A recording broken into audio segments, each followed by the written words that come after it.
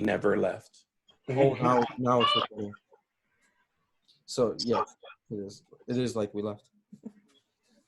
It's a little bit brighter outside. It's catching my good side now. Now, is that a light now? What? On Rod? Does he have like a No, that's the light? sun, One man. of those rings? This is just a lamp that's just very harsh. It It needs to be diffused. And yeah, I'm working on that. We are back for a 2-4. We are recording episode 90. Yep. This is going to be a quick one. We took last week off. Shouts out to Sonia. Happy birthday. Sonia. Happy belated birthday. So we took a week off. Yeah, this can't be 2 hours because we got food coming and we're watching Mulan tonight. That's cool. I didn't even bother to read the criticisms of it because I can't wait to enjoy that movie. I know. Yeah, we agreed we were not gonna look at the reviews whatsoever. Makes sense. It's Mulan, or as Emily calls it, the Asian Black Panther. Okay. I want to slow down, Emily. You know, she got a joke for everything, so. I guess. So episode 90, we were going to touch on this, and then we were immediately about face because we realized both Deshaun and myself bypassed 89. Excuse us for looking at what is directly in front of us. So honestly, it's probably like one of the biggest news, like the biggest wrestling news stories in the past couple of weeks is Renee Young's leaving. Renee Paquette. Paquette now. Yes. Yeah. She doesn't have to go by that stage name. You know, because on this podcast, we call everybody by their full name. Right. Their real name. Their real names, yeah. And I'm saying this because I think that maybe, you know, the news of Mauro Ranallo might be just as big if he was still on social media. Yeah. I almost think that's bigger because of the reasons that I suspect that he left. Right. It's all speculation, but what we have with Renee is like pretty concrete. And yeah, she's actually spoken and kind of let us know. And I mean, I think her leaving wasn't a surprise to anyone. No. I think the ease in which she was able to do it is just because it's WWE. Mm-hmm. But I love the fact that she didn't waste any time, you know, kind of bringing the smoke in so many words. You know, she's still a professional, but she hasn't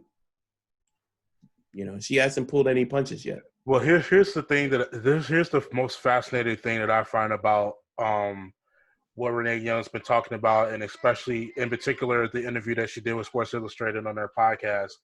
She left this job for very normal reasons that a person would leave a job for, but because it's the bizarro world of WWE, it's like, what? These things that they have actively told us or actively try to get in the way of, in terms of, like, they like to challenge common sense so much in the name of kayfabe and not just the in-the-ring stuff.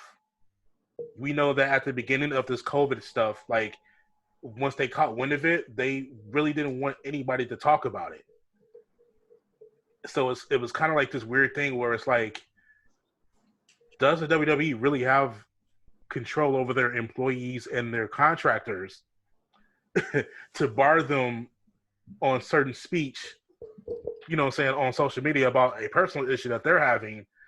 Like, do they really have that power? You know, it's just this weird thing. But really, yeah, Renee, you know, she did a whole bunch of things. She did Talking Smack, they took that away. She did the Fox show, they took that away. She was on commentary, they took that away. Mm-hmm. It was like 8 years of this, and the cream of the crop, you know, putting aside any sort of feelings that she may have in solidarity with her husband and leaving the company, like, yeah, they didn't really give two craps about me having COVID, Nope. or the fact that it was probably the reason, me being at work is probably the reason why I got it. Mm-hmm.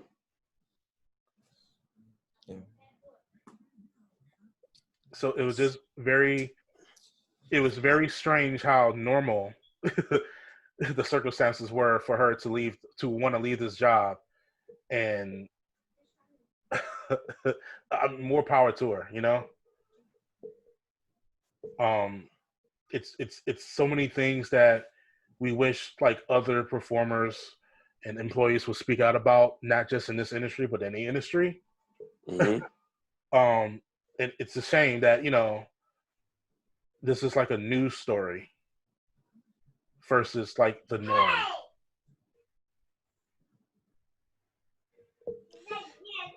Yeah, it just highlights a bigger problem with WWE that we've been talking about for months, and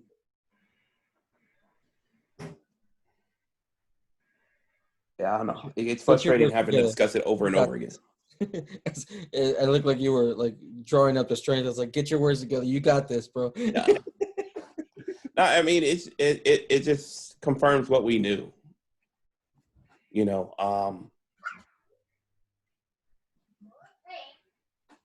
it's just the nonchalantness of this pandemic by WWE.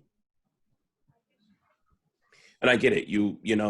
I get the point that, I mean, you want to put on a show that's a distraction from the outside world. WWE has proven that over and over again. They tried to do it with 9/11, but, and they've done it with other situations as well. But and they haven't done it to such failure before. Correct. They've actually done it in a better and a more tasteful way. Right. I mean, the 9/11 was definitely a more tasteful attempt.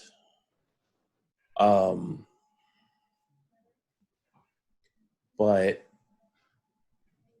I don't know. I feel like we keep circling around this, and it just frustrates me more and more. And we go back to what we were talking about, AJ Styles, because AJ Styles is sitting there like, yeah, COVID's no big deal. Yeah. So I had it. I'm good. Which is just like, those aren't the words we need to be saying right now. Mm-mm. Especially when family, the impact that you have when you say these words. There are young fans who look up to you. And you currently are living in a state that is like in so many words, a petri dish right now when it comes to COVID. Mm-hmm. And for you to treat it as if it's no big deal kind of highlights not only the opinion of WWE, but it's management, but it seems like all of them. And it makes me curious as to the returns of Roman Reigns and Sami Zayn recently, because both of them sat out, at least from my view, because of concerns of COVID. Yet they're both back now within a 48-hour window. And it makes me wonder why. Like, I don't necessarily think that they presented anything to these gentlemen that made the situation better, made them feel more comfortable coming back. Well, I mean, if you take a look at what Renee was saying, it's like in her interview, it was like she was sitting there saying the stuff that they're doing now, as opposed to when this first hit. Yeah, if they're showing that they're, I mean, because we saw it even during the Chronicle, right? That Mhm. after the SummerSlam, how they were doing all of a sudden conveniently WWE were showing us footage of how they were doing the testing at the taking people's temperatures at the entrance of the performance center and whatnot Mhm. after WrestleMania. It's like if Renee Young is telling or Renee Parker, she's telling us of the stuff that's going on now because of at the Amway Center. I'm tending to believe that there was no testing or anything like that. That this was just, hey, if you're reporting something, stay home. And look at all the flack that she caught for just tweeting, "I got COVID." Right? It became a policy to not speak out about it. Right. It's like this isn't. Excuse me for no. I'm not gonna make that parallel. I was like, gonna say it's not like not mentioning somebody that's no longer with the company on the telecast, and this is something that the world that you've recognized. You've said it.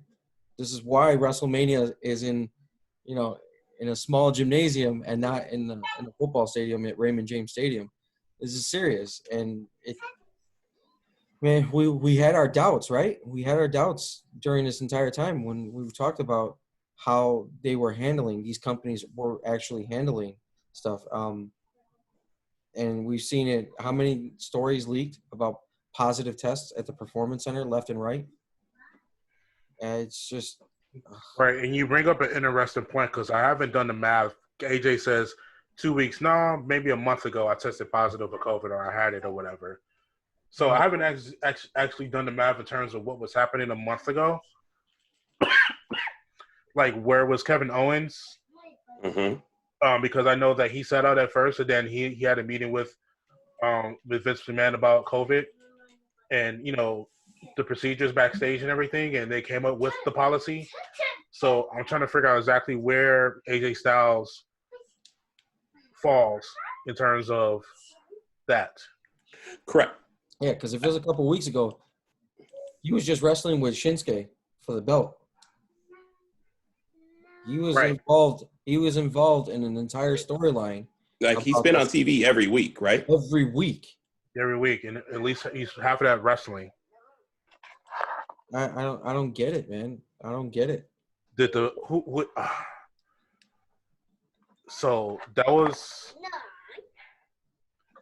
I just feel it's crazy. I feel there's a missed opportunity here for WWE, especially because like this could be something where WWE could be at the forefront of this situation saying these are the measures we're taking place to keep our people protected. This is a dangerous issue. You know, being transparent about it.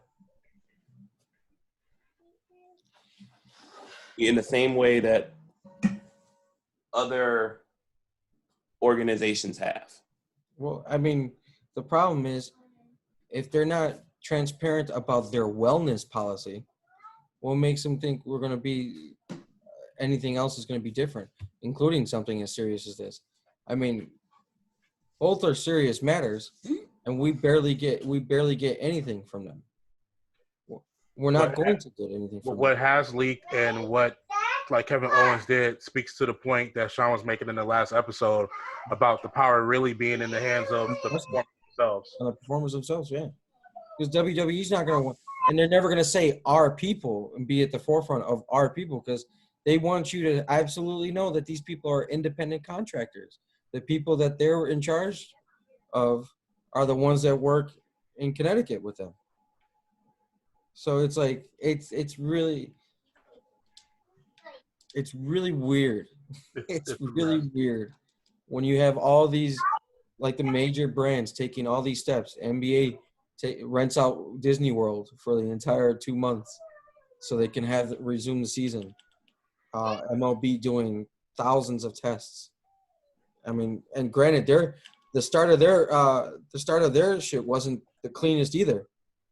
We've had multiple shutdowns because of stuff, both because of you're going to run into somebody at some point that's had contact with it, or the selfish acts of the Cleveland Indians players like Mike Clevenger and Plesac Mm-hmm. just go out and do their own thing, or the Cardinals that were suspected of going. Well, they posted it on social media that they were at a drive-in concert, and let's be real, nobody's going to keep a mask on during a drive-in concert. They were out. They were out having a good old time because it's the Cardinals, and the Cardinals are dirty. But let's just be real. WWE's not going to take it. They're not going to take account for anything. They're not going to take accountability for it.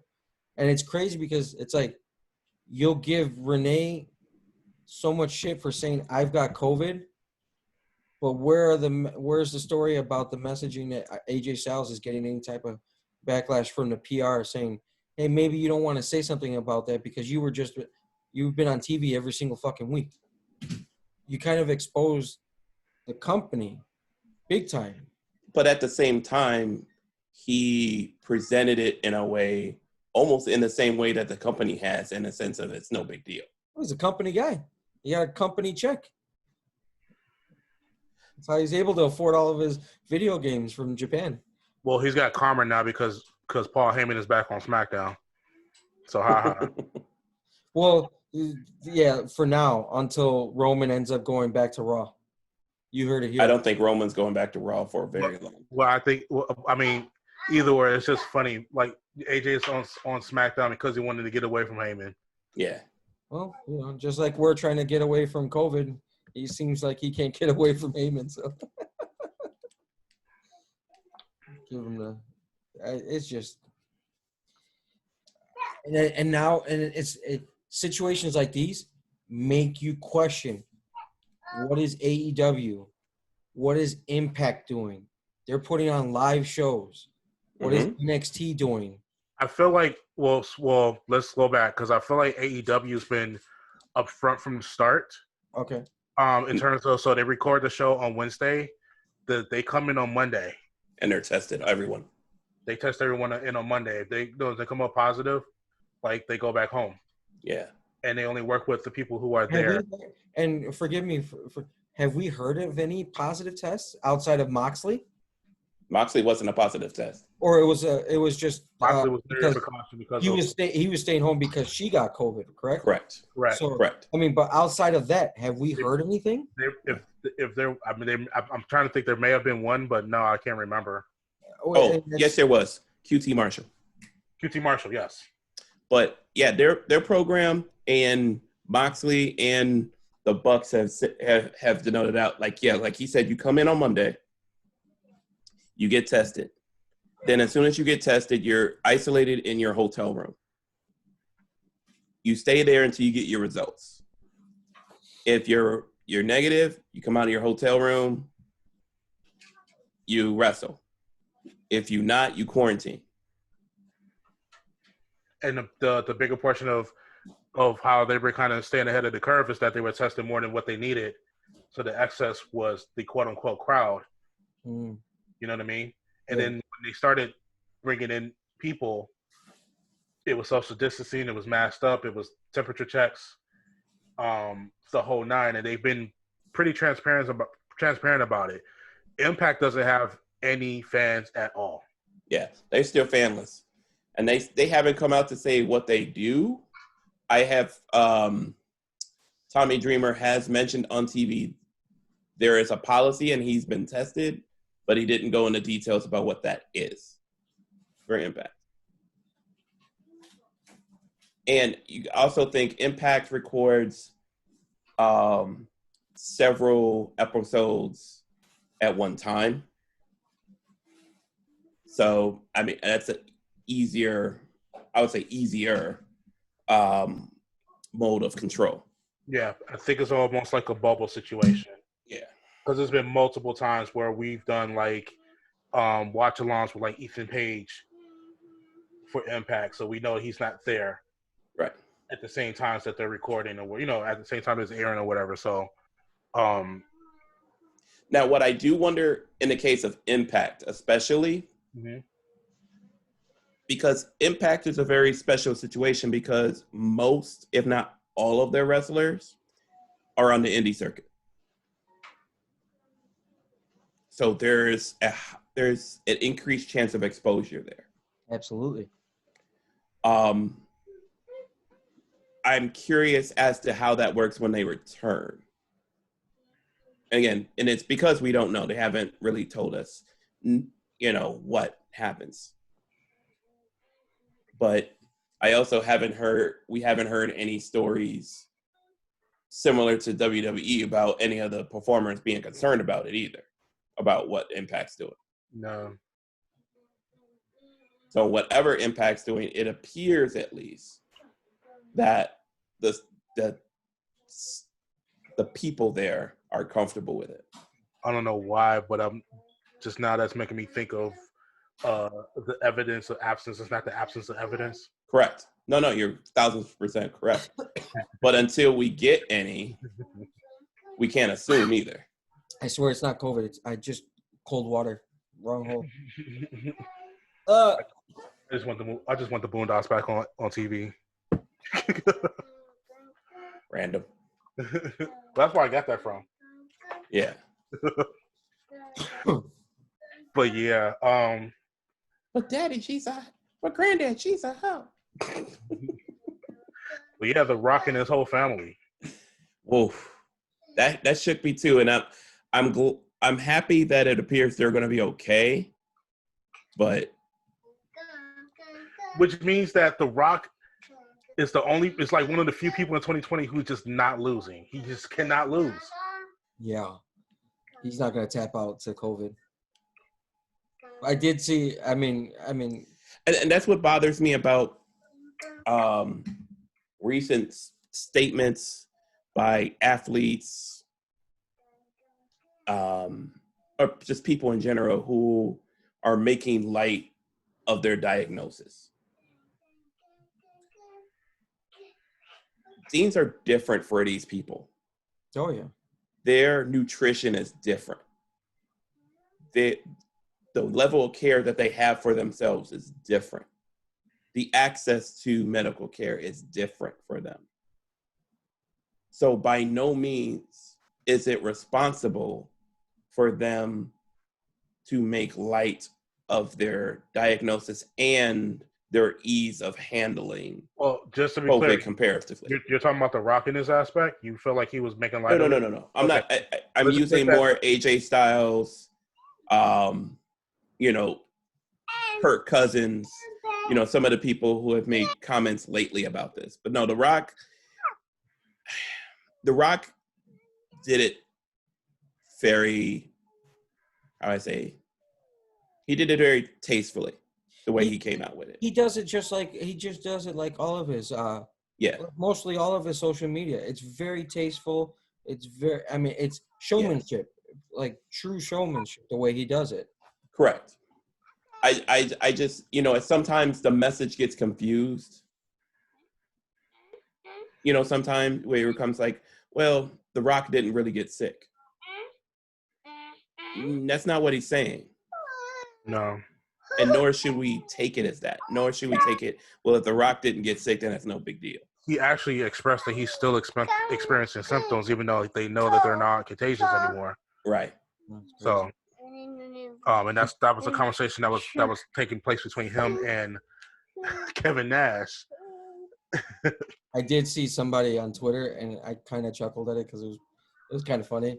It's like The Rock knew at the point that him and his family had it because no one could smell what The Rock was cooking. Oh, wow. That's like, all right, that was fun. I mean, it wasn't to the point where it was just like it was. I mean, it's kayfabe, right? Well, I mean, I actually had the opportunity to make a more tasteless joke, if you will, about The Rock this week. What would you call a tag team with The Rock and Kenny Omega? Oh, no. Domestic violence.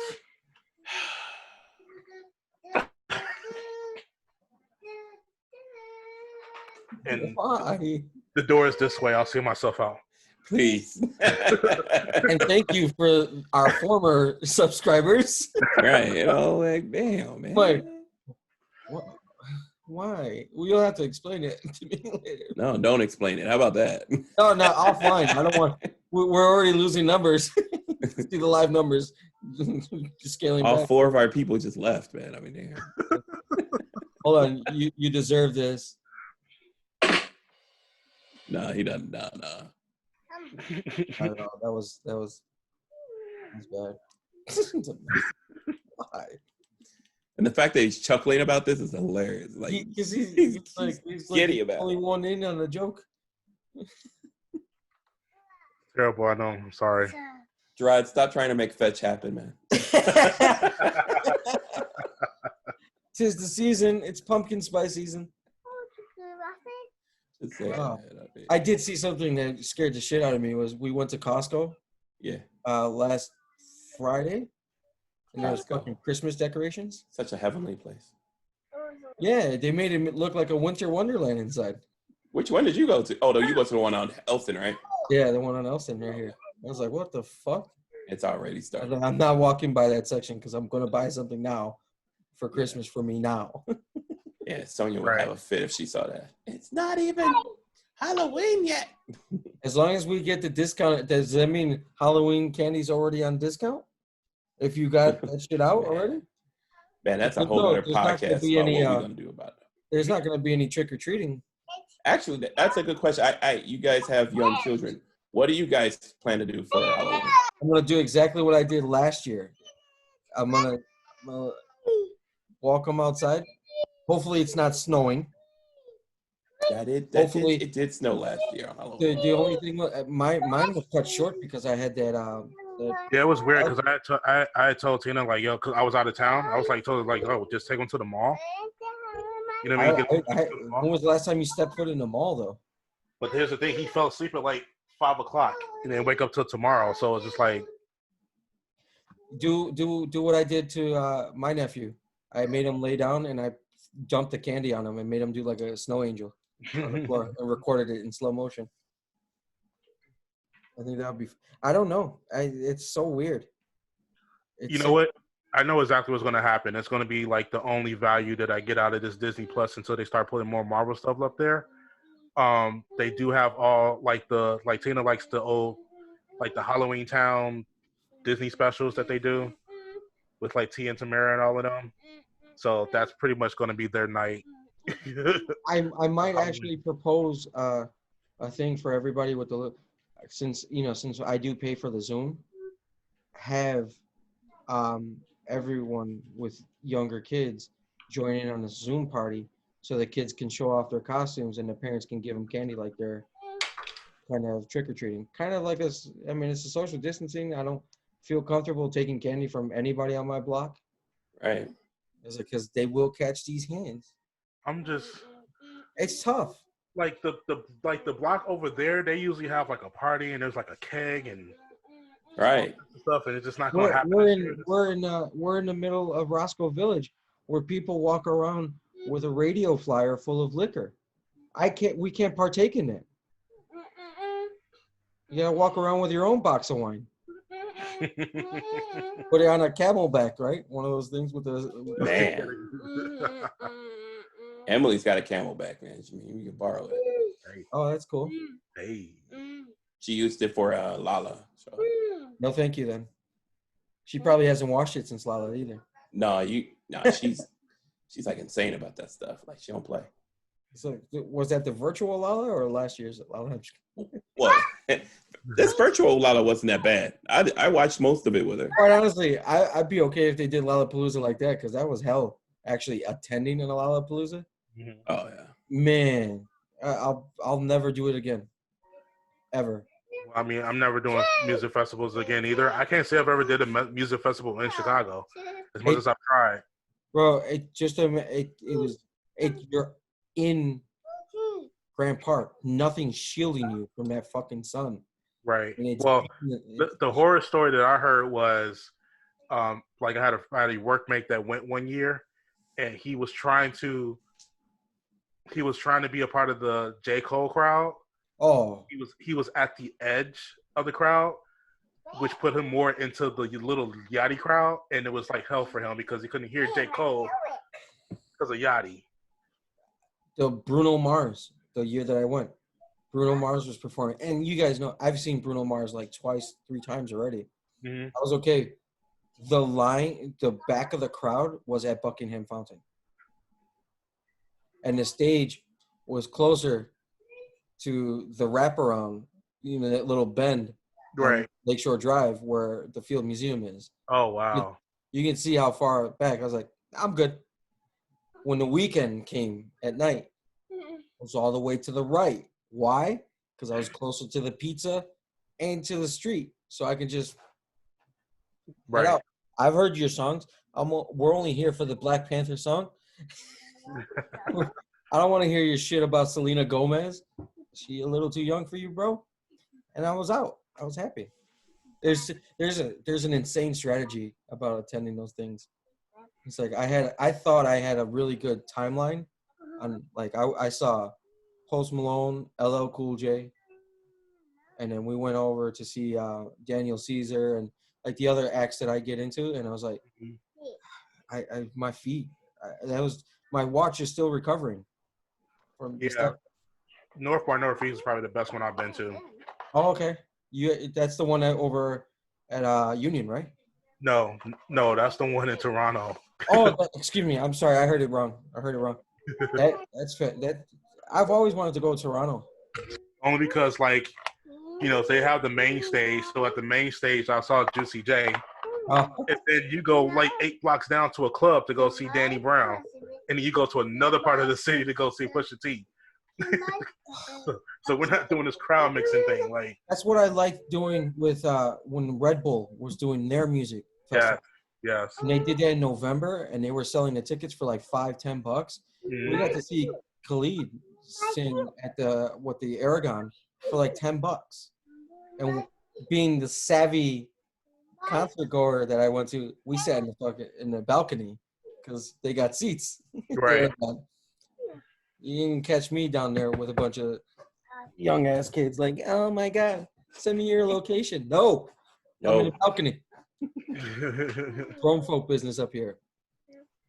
Or even when we went to the BJ the Chicago Kid concert. That was great. That was a part of the Red Bull. Until the couple behind us started fighting, but well, they were fighting. Somebody farted. Yeah. All right. We got off track. It happens. After an episode and a half, let's actually talk about some wrestling. Yes. All right. There was some good wrestling this week.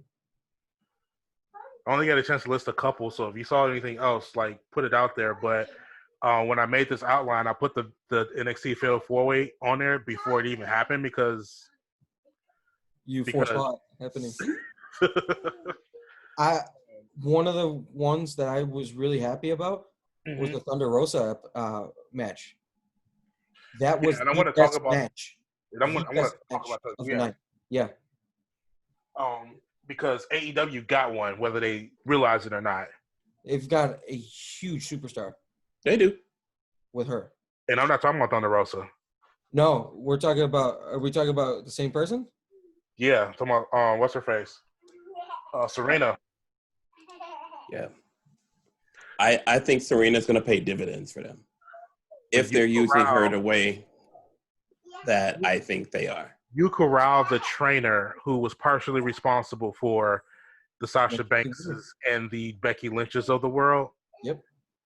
Like, in a time where, and this is the main topic that we're talking about, in a time where it's open season in terms of criticizing the AEW's women division, like, that's a major step in the right direction. Like, she was definitely out there wrestling with a blue plate under her feet because they got one. Yeah, that's what like Bleacher Report even complimented it. They said, Thunder Rosa is a name for herself, but the fact that this is an absolute steal. This is finding Tom Brady in the 6th round of the NFL draft.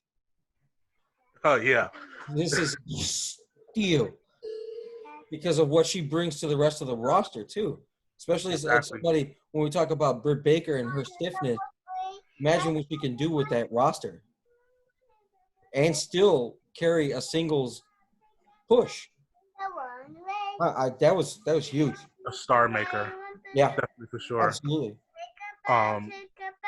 While we're talking about women, like Deonna Purrazzo and Jordan Grace 2 weeks ago put a 30-minute Iron Man match on. They should start calling these matches Iron Women matches, but I digress. 30-minute clinic. Deanna's been straight fire since she signed with Impact. She hasn't signed. Oh, she still hasn't signed? She's not signed by Impact. She's on a per appearance Is she handshake like on deal. she's got the Matt Cardona deal with it, like AEW? No, Matt Cardona actually has a deal that's like 5 appearances. She doesn't even have a contract. She has a handshake. Oh, so she's showing up and getting paid under the table? That's what's up. She's showing up week by week. And she's showing up. Yeah. Sure. They'd be She's silly. legit testing waters, man. They'd be silly to let her walk out the door. But remember, they did the same with Jordan Grace. Jordan Grace wrestled almost a year there without a contract. Mm-hmm. I want to say that's more smarter on the performance part to not sign it if they don't have to. They're still getting the money and they're still getting the exposure. Yeah, they're still getting the money. Like, wouldn't it be crazy if every independent contractor's wrestled based off of an appearance? Like I said, this is like, in my opinion, Impact Wrestling is an indie promotion on television, and we're really getting to see the beauty of indie promotions. Yeah. Like they do on the spot booking and they do long term booking at the same time. And giving them an outlet to do kind of different things other than just get in there and try to make a name for themselves in one night. You have to commend the opportunity that they're giving them, and it's paying off for dividends. Like, what bad can you say about that women's division right now?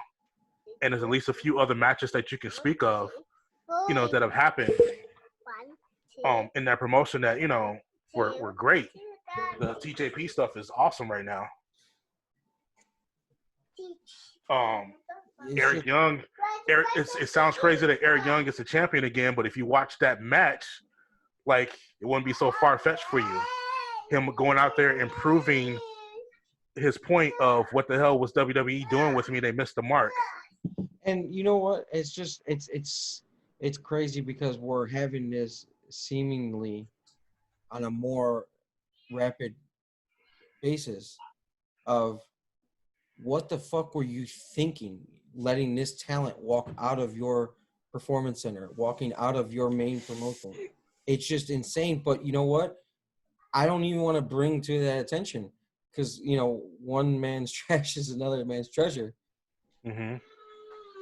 At some point, you're going to stop paying people to stay fucking home and start paying them to actually wrestle. And you know what? It's another steal for them. Eric Young that was a good trio before they got sent up to the fucking main roster and then it got decimated. Facts. Yeah, so now Eric Young is he's pretty much the only person that benefited from that. Yeah, Eric Young is the title holder now at Impact. Why can't I remember the other guy's name? Moose? Was it? Who? The other guy was huh? Moose? Yeah. What's he doing? He's still wrestling, isn't he? With Impact? Yeah. Okay. He holds their other world title. He was in a the program. other world title, right? Okay. Yeah. They're like made up one. Yeah, the unsanctioned TNA world title, which it's a storyline that I'm behind. I get it. I like it. It's entertaining. And then, like, now he's working with EC3. Yeah. And that stuff is just phenomenal. EC3, who's also in the ROH Pure tournament. EC3 looking mad Puerto Rican with that facial hair there. All he needs is the hard part in his hair. Yeah. And a little coquille. He'll be all right. A little coquille. We'll get him right. EC3. EC3. EC3. So definitely the two matches that I got listed. We also mentioned the other match that took place in AEW, the women's match Yeah, Thunder Rosa versus. Yeah, Thunder Rosa. Yeah. I would say definitely go out of your way to watch those. You know what else was really good? Wednesday. Forgive me.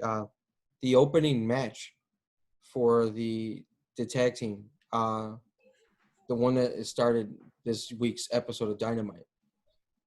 Oh, the Bucks? Yeah, was it the Bucks? Yeah.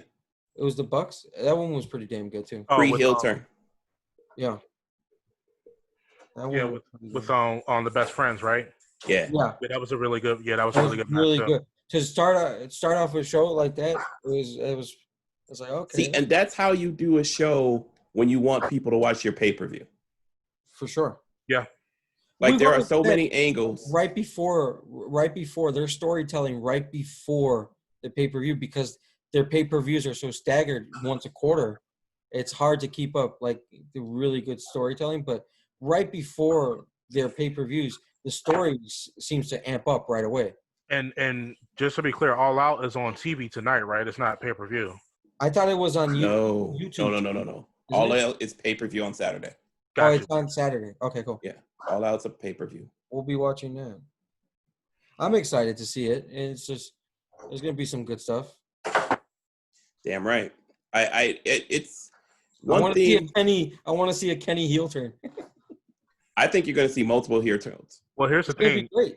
If you look on the AEW website, he's listed as the cleaner now. Yeah. Because if you watch Being the Elite, he put on his cleaner glasses.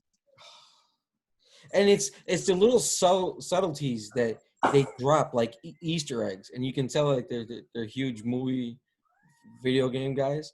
That they Mm-hmm. drop those little Easter eggs that, oh shit, and that's good storytelling there. Because now you want to go back and watch these episodes. And I said, and I, you know, that was one of my little earlier criticisms last year. But now it's like these little Easter eggs and these little sideshows that bring you back to the main programming that they're doing. It's really good. I can't wait. This is the first time I've been excited about a pay-per-view because it's, you know, let's be realistic. We haven't had much good shit to look at. Mm-hmm. I have a feeling there's going to be more fans in attendance than people think too. Really? Okay. They've been selling tickets for it. Yeah, so far the pod thing that they've been doing has been working. So I see that they said that they was going to increase it 10% to 15%, at least working their way up to 25%. So we might get that 25% tomorrow. For sure, I can definitely see that. What about the women's division? They got a ways to go, man. Yeah. I mean, Wednesday was a good step. I think if they were smart, they would go ahead and put the belt on Thunder Rosa. Is she even contending for the No, she's wrestling for the belt against Sheeta at All Out. on All Out? Yeah. Yeah. Yeah. Because there's a face and a name people know in wrestling. And they have to get that belt on someone that people know. Just like a Jericho. Not this comparing Thunder Rosa to Jericho as in stature and overall wrestling. But people know Thunder Rosa. The last 3 champions they've had, no one's known. And we had this conversation before once they started signing up all these women. Like, what big name is out there left that they can pick up and make the face of that division?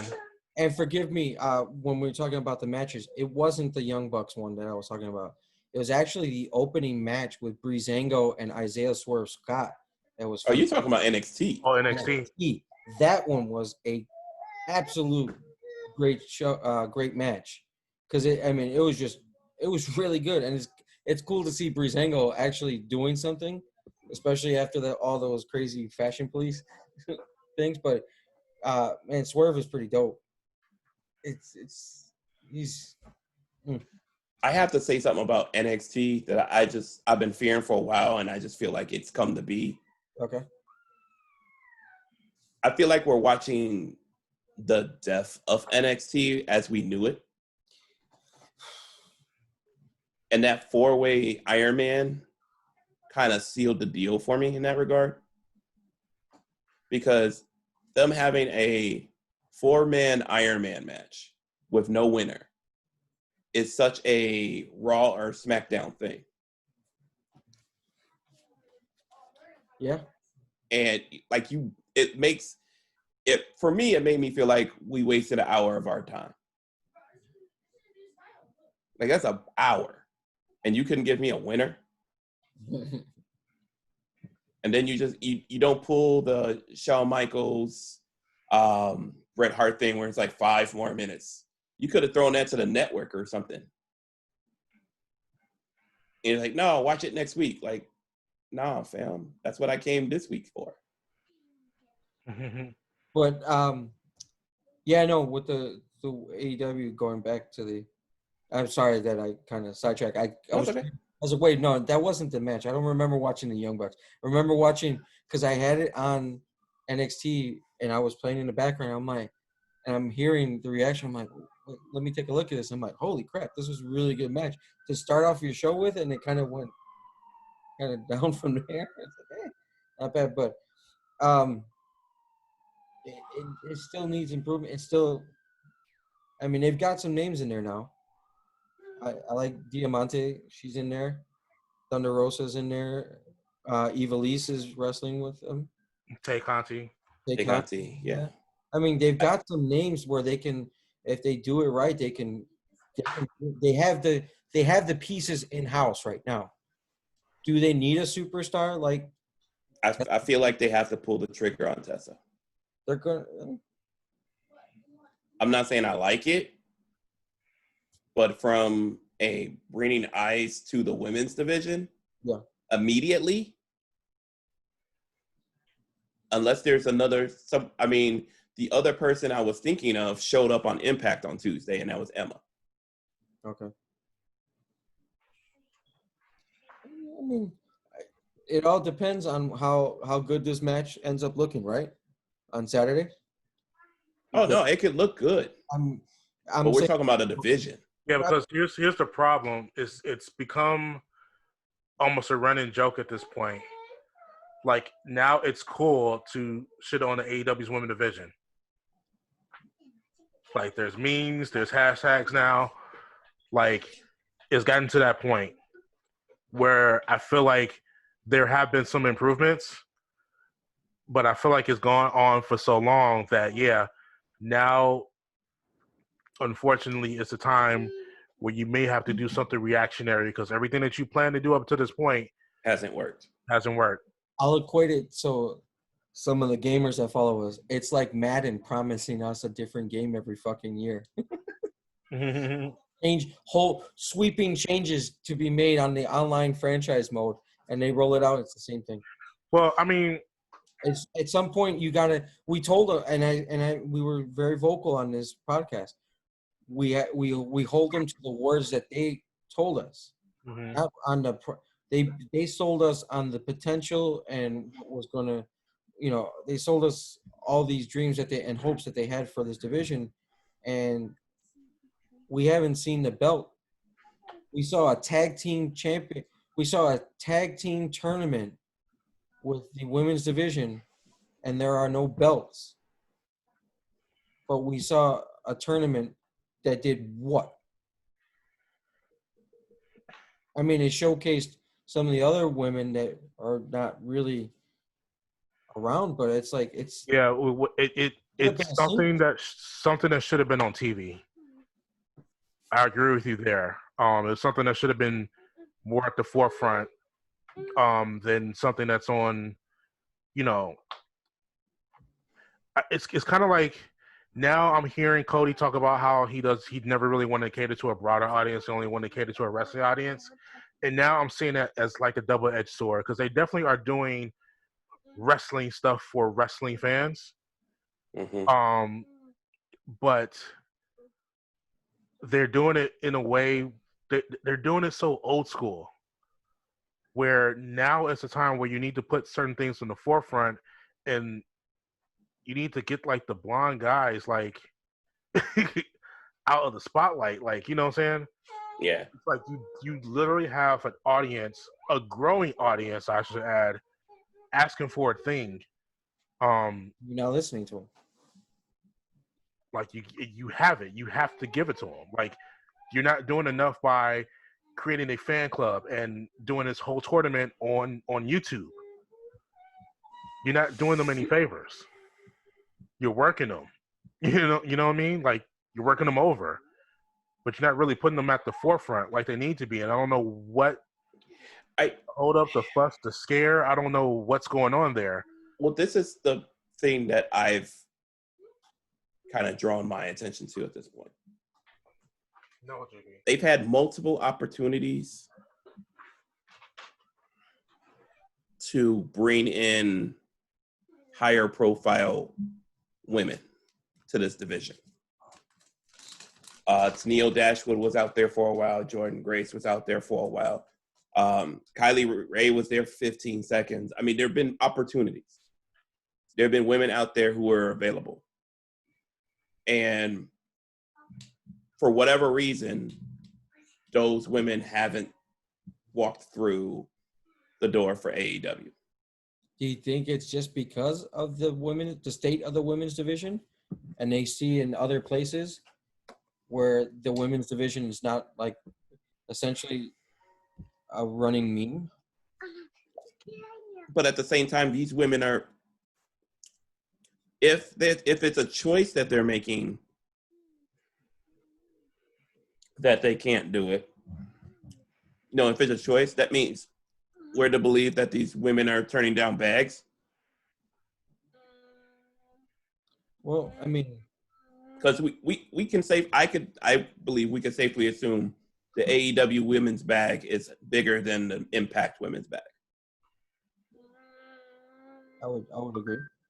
And we can agree for the right star, for Jordynne Grace, for Taya, for Tennille Dashwood, that the bag would be bigger. At least big enough to be tempted. So at this point, we got to think, is there something else going on? Is there something else that is,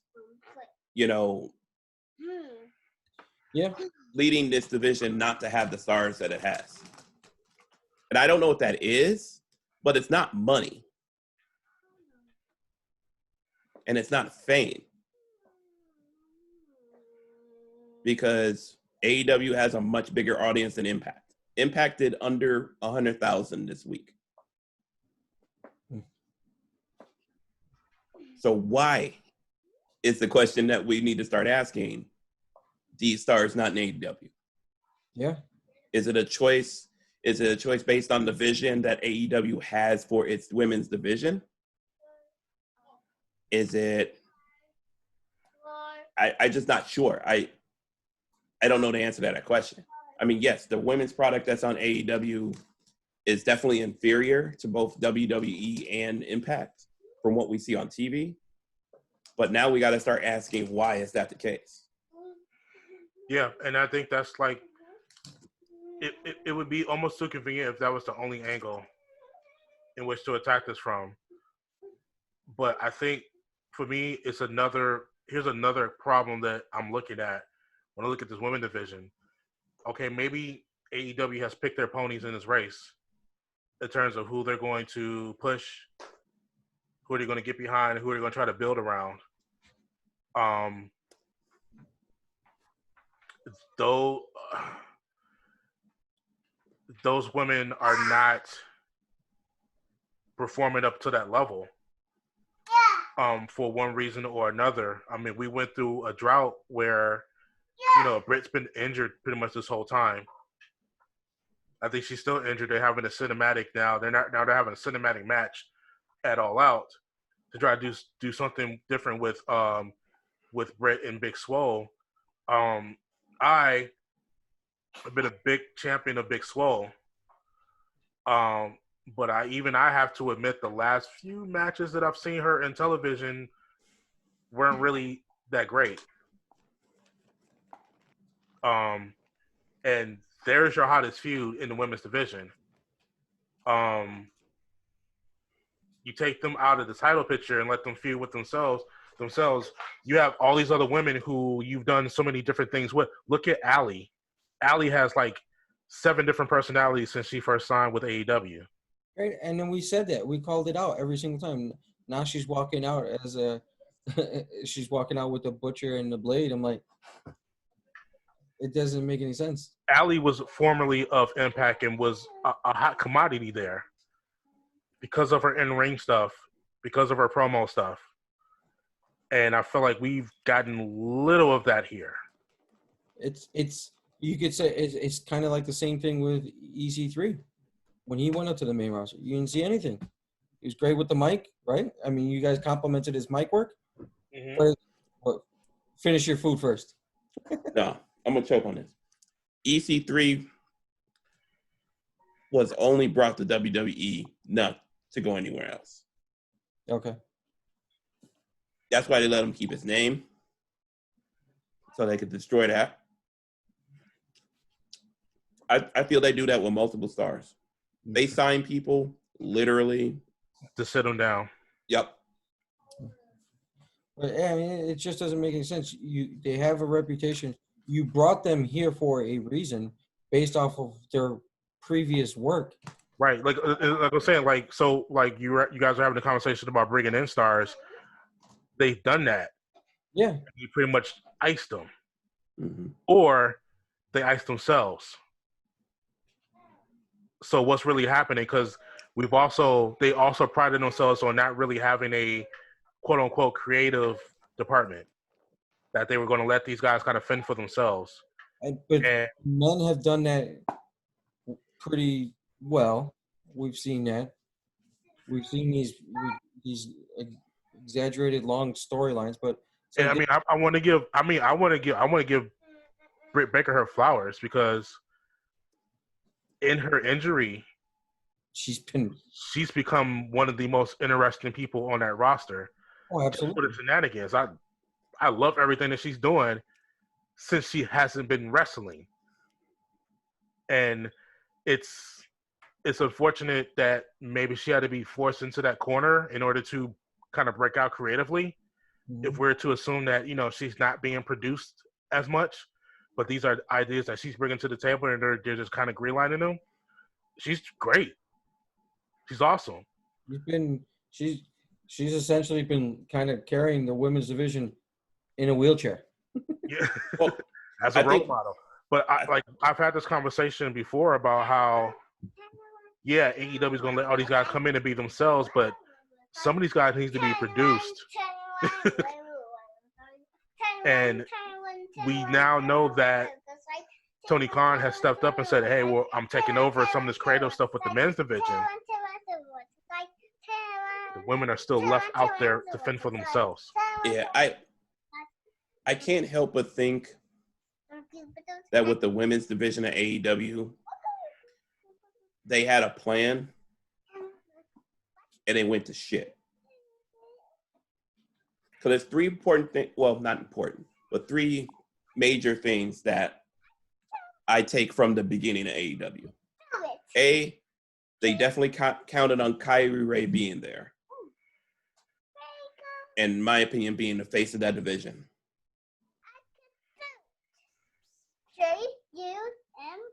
They counted on Brandy being able to be a bigger star in the division than she is. But even she went through like 4 different transitions. That's what I'm saying. Like they thought she was going to be a bigger star Yeah. in the ring than she actually is. They thought she was going to be like the Cody of that division or something like that. And then obviously they had a plan with Britt Baker that they had to call an audible on because she wasn't working as a face. And I guess another side thing is all these the women that they had from overseas, they thought they would be able to make a bigger impact than they've been able to make.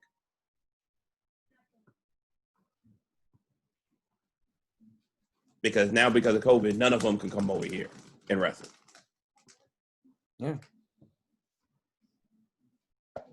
And they just haven't been able to adapt well to those realizations. Hurdles. Yeah.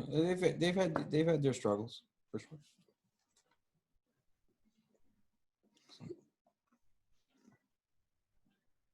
And they frankly don't have a leader. They don't have in each program that we see with AEW right now, you could tell there's a leader. Like Jericho's leading. The Inner Circle. Well, no, I'm not saying I'm saying the angle that he has with Orange Cassidy. Yeah. Kenny, multiple people are leading this tag team division. Moxley's pulling MJF up to his level. Cody pulled Brody Lee up to his level. There's no one like that in the women's division. Agreed. Who can do that. They don't have a single star that can elevate another star in the women's division.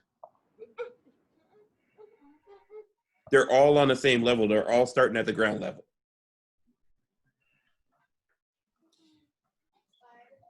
The fact, I mean, that's how real it is. The fact that we're talking about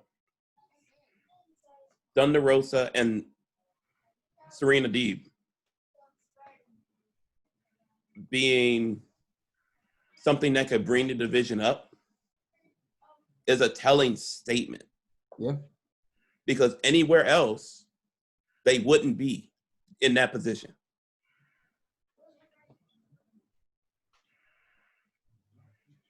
That's how they got to AEW in the first place, because other people didn't see them in that role.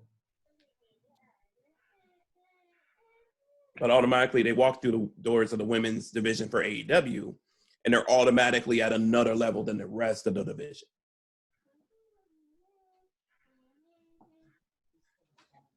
They have to find someone, and that's why I'm unfortunately I go back to it. They have to pull a reactionary trigger on like Tessa, because her star power will bring the rest of the people up.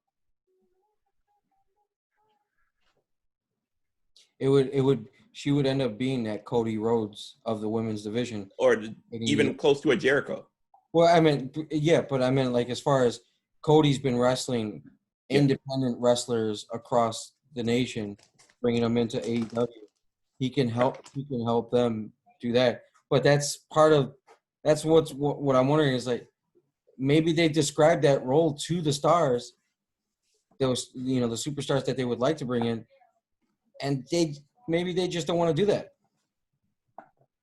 Yeah, that's the other point. It's like either they're being iced or they're icing themselves. Yeah, I mean, we don't know because we don't have a leader in the clubhouse to tell us anything about it. What are the odds that Tessa shows up on Saturday? 50-50. Is it better than your AJ Styles showing up at All Out? No. No way. Even though I would argue that we're probably close to that now than we were like a year ago. Yeah. Yeah. I think we're closer to CM Punk walking in the door. So 2 questions for you. Number one, you bring Tessa in to elevate that division, but who's the one person that you see Tessa working with that can put them over internally with AEW? Like, gun to your head, can't sign anybody else. Has to be somebody that's already signed with AEW. Who's that person? My honest opinion, based on what we saw, and then she disappeared, why not somebody like Penelope Ford? She's actually improved in the ring. Nah. And then she just disappeared. Now she's walking around with Kip Sabian. It's like, because Statlander's hurt. She's out for the year. Yeah. No. I mean, I'll still give you Statlander because we're going to sign Tessa. We're going to do something long term. I would say, honestly, I'm going to say Ivelisse. Okay. Because whoever this person is, right, would have to be able to play the sympathetic role. Because Tessa's going to be the big dog. Right. So that's why I don't say Penelope Ford, because she's never made a good baby face. No, I meant as far as, like, kind of enhancing the talent. That's what I mean. But Tessa's going to be a heel. In those terms, Ivelisse would be a good one. Shit. Not even somebody like Big Swole. Big Soul could work too. Yeah. but they'd have to do that right because of her character. They would have to make her vulnerable, Okay. which goes against her current character type. And you also got to consider what Tessa Blanchard is still accused of. Right. So But to be honest with you, that would make that feud even hotter, though. Yeah, Oh. I'm just saying, like, Get everybody talking for sure. it speaks to your point. If they have to do that right, if they're going to go there, then they got to go there.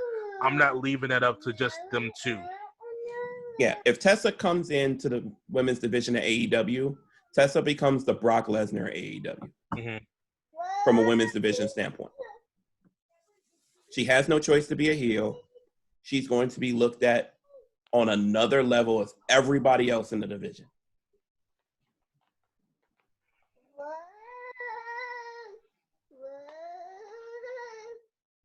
And I believe from a Tessa standpoint, frankly, Tessa doesn't have a choice but to go to AEW at this point. Yeah, it's not like everybody's knocking on the door running to it right now. And I don't, while I think WWE has made the call, hopefully her dad has told her in her ear, the only reason they're calling you is so you don't go to AEW. Right.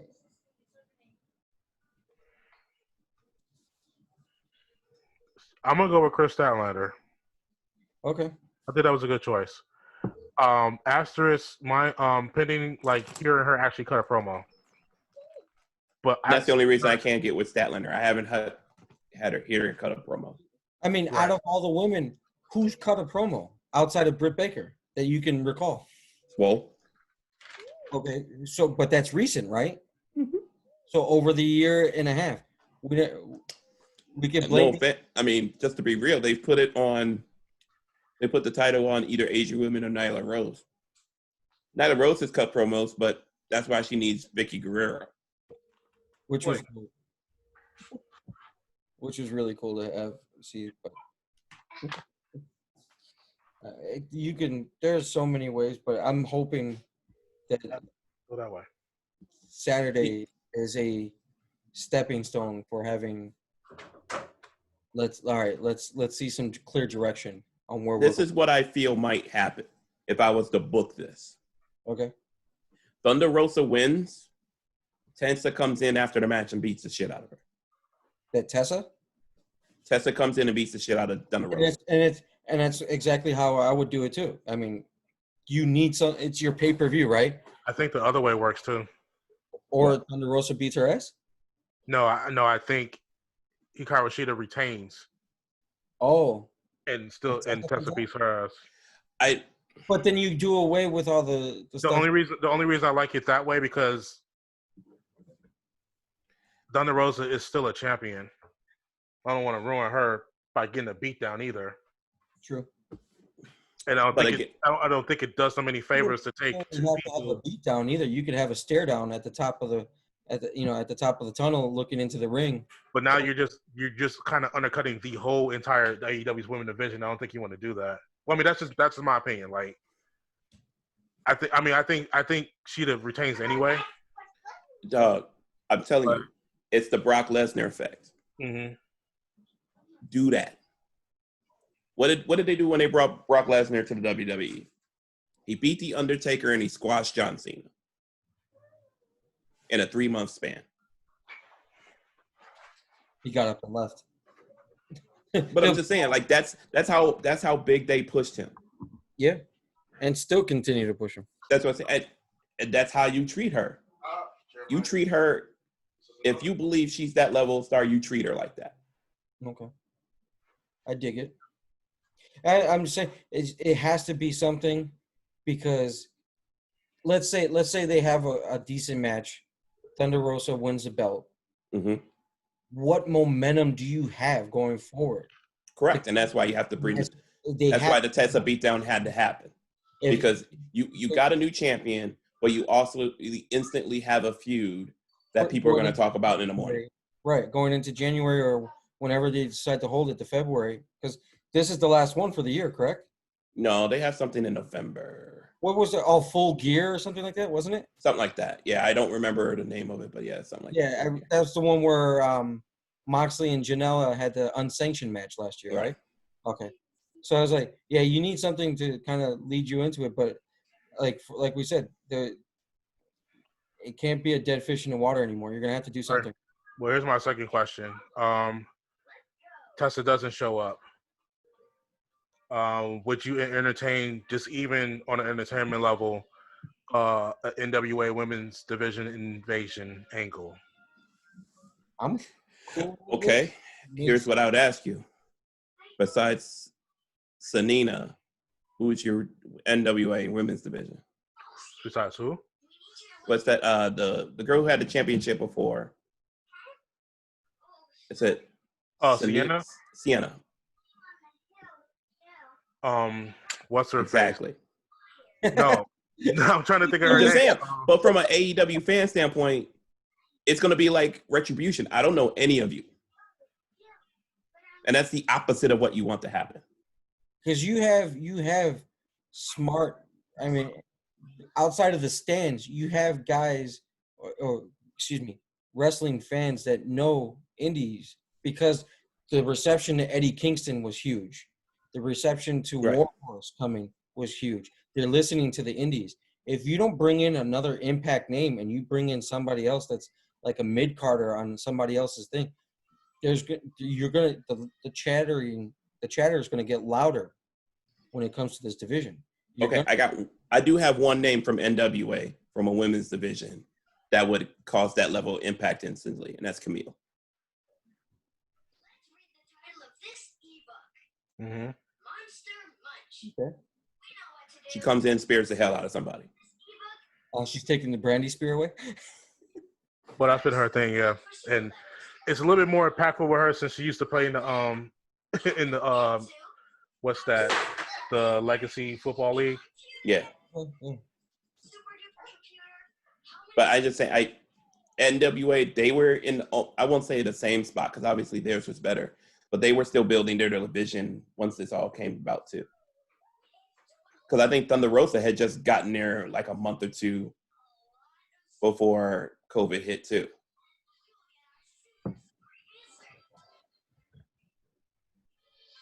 I mean, it could work if it's done right, and it would show that there's actually a relationship between NWA and AEW. Yeah, because it's already feeding into the talks anyway. Everybody thinks that there's a partnership. First, we got Ricky Starks, even though we know he left his contract for AEW. Then we got Eddie Kingston. There's a rumor that his tag team partner is coming in as well for this battle royal. What if there's just an invasion in general of NWA? That I don't like because it's big enough. What if instead of a invasion, it's a acquisition? But I'm saying you could end. Let's take it all to the championship match. Everybody, I won't say everybody. There are a lot of people that expect MJF to win the title. Okay. Mm-hmm. Yeah, I'm one of those people. Yeah. Okay. What if he doesn't? And at the end, Nick Aldis comes out with his belt. Well, I like that. I'm down for it. I like that. So that part, first of all, I'm almost certain that we're getting Nick Aldis in AEW in some form or fashion before the end of the year. Mm-hmm. I see them making a big deal about the NWA title being on TNT for the first time since whatever. I see them making a big deal about that 10 pounds of gold. Right. So, but if you bring Nick in, then you obviously have to cop to the idea that there is an NWA AEW partnership going on. But I really wanted to see benefit the women's division more than anything else, because they had a women's division that deserves some respect as well. And I agree. Hardly any of them even thought about jumping ship and working for another major. And if you're to believe Sienna and Marty Bell, they have the freedom to do so. So I would like to see. I don't want to see that go in vain, and I don't know when the NWA is coming back. I kind of feel like they're doing something soon. Well, But maybe, if we're gonna do all this AEW stuff while their numbers are increasing, because definitely not hundreds of thousands of people were watching NWA. So, and then it goes down to what we talked about before about how you attack, how do you, come face to face with WWE, and that's make friends. we did say people needed to make friends this year as a New Year's resolution. yeah, People need to make friends, man. But we need to make friends after socially distancing. It may have taken 9 months, but as long as you get it done before December 31st, who gives a shit? It's a resolution check mark. You're done. I put it like this: if they had an NWA invasion or an angle of any type that brings them together, it would be the talk of wrestling. It'd be a direct shot to Ring of Honor and New Japan. Here's how you could have done it the right way.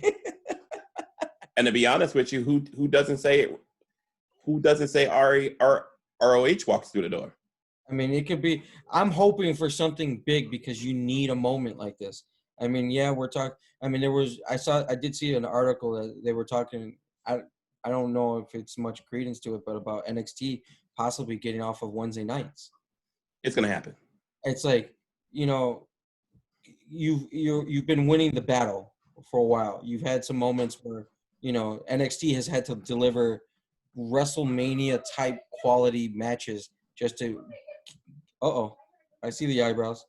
Hi, Yeah, Sonya. you saw that, bro. We gotta wrap this up, man. Yeah.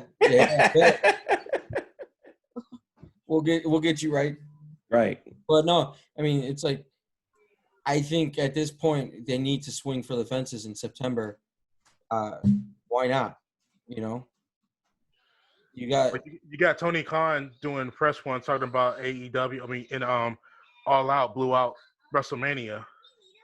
the Double or Nothing blew out Wrestle. Yeah, I saw that quote. I was like, all right. So whether you want to believe that or not, he's writing that check. Yeah. So Got to. At this point, you got to. Hey, if Messi was about to sign with Fulham, you don't think they would throw the checkbook at him?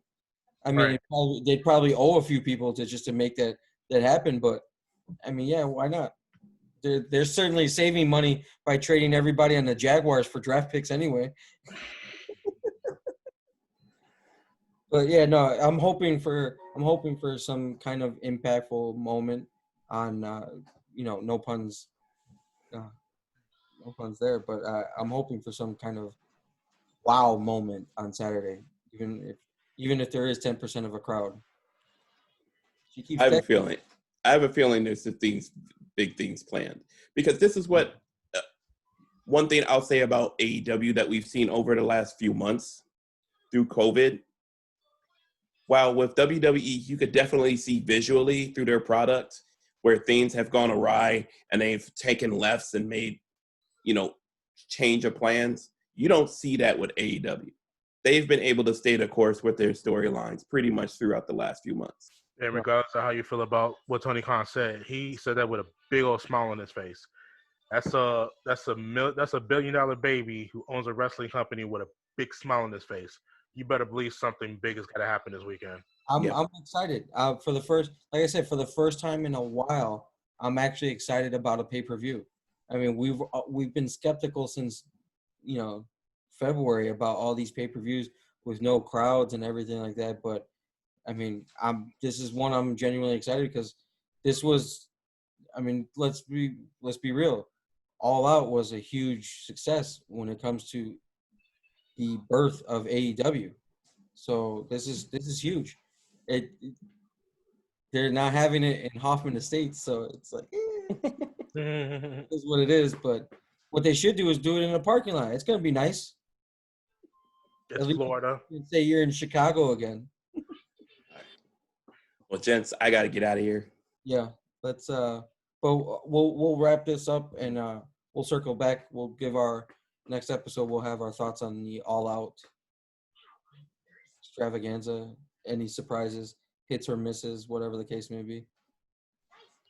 Coolio. Gerard, you got another one in you? Sure. Once again, this podcast is and forever be for the culture. Remember that you do vote with your dollars. Your attention is currency, and even if you are a mark, make sure you make a mark on this life. You can stop smiling so much.